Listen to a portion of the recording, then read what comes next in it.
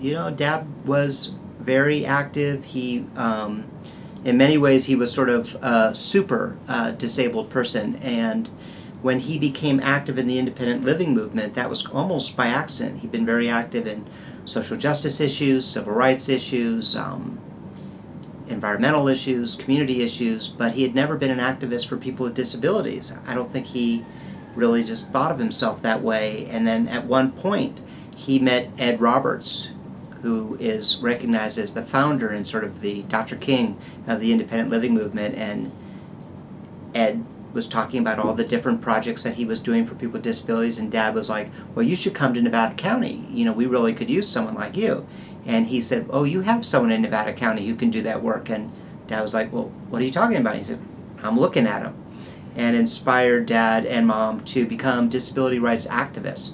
So rather than crawl out of his wheelchair because the entryway to a restaurant was too narrow, which is what he'd always done, and we'd fold up the chair and he'd hop back in, we now realized that that was a civil rights issue, and would work with the owners of their restaurant to widen their doors and widen their bathrooms and make them accessible. And it became very active to the point where he and others created Freed here in Nevada County. And when they first went to the Nevada County Board of Supervisors asking for support, they were told no, that there was no reason for the board to support this idea of an independent living center because there were no people with disabilities in Nevada County.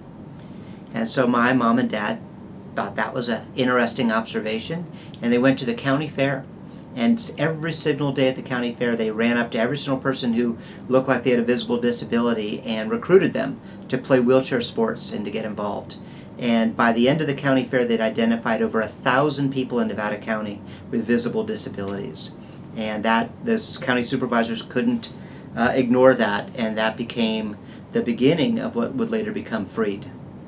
But, just my dad was a can-do guy, but he also understood that not all people with disabilities are as able as he, and that we need to respect and protect the rights of all people. Sometimes people's disabilities really don't allow them access to housing or employment and to equality, and that's really what he dedicated the later years of his life to, was the full equality, employment, and equal rights for people with disabilities. And that work carries on today. We're very proud that Freed is celebrated recently his 30th anniversary.